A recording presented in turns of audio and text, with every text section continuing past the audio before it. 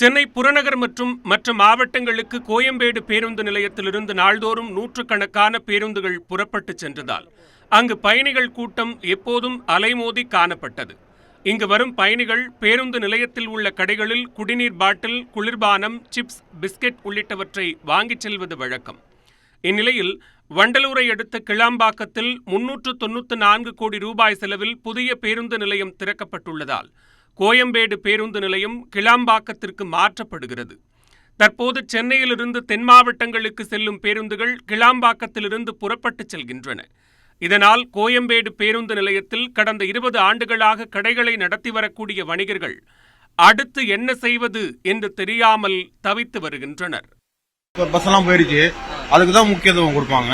அப்புறம் இது என்ன பண்ண போறாங்க, ஓனரை தான் கேட்கணும். வேற என்ன குழப்பம், வேற ஒன்றும் குழப்பம் கிடையாது. இன்னும் வேற ஏதாவது தேடி போகணும் எல்லாரும். தென் மாவட்ட மக்கள் அப்படி போயிட்டு எங்களுக்கு வியாபாரம் ரொம்ப டல்லாயிரும். அதனால ரொம்ப கஷ்டம் தான். வேலை இல்லாமல் போயிடும், ரொம்ப கஷ்டம். வாழ்வதா இந்த கடை விட்டு வேற இல்லை சார். இதுதான் நம்மளுக்கு. ஏன்னா கைத்தொழிலும் எதுவும் இல்லை. ஓனர் தான் ஏதோ சொல்லியிருக்காரு, எதெல்லாம் பார்க்கலாம்னு சொல்லியிருக்காரு போல. அதுதான் சரி, ஒரு கஷ்டம்தான் இப்போ.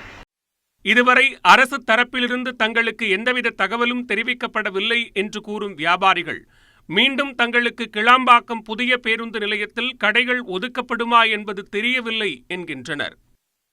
எங்களை பொறுத்த வரைக்கும் பெனிஃபிட் இல்லை. இப்போ இங்கே எல்லாம் பூச்சிப்பாங்க போல கடைகள் ஜாஸ்தி, வியாபாரம் இருக்காது. 100 கடைங்கும் போது அந்த அளவுக்கு உண்டான வியாபாரம் இருக்காது. இங்கே இருந்தால் பிரச்சனை இல்லை.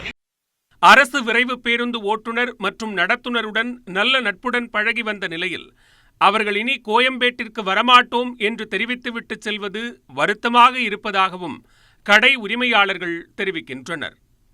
நியூஸ் 18 தமிழ்நாடு தொலைக்காட்சி செய்திகளுக்காக செய்தியாளர் கீதன்.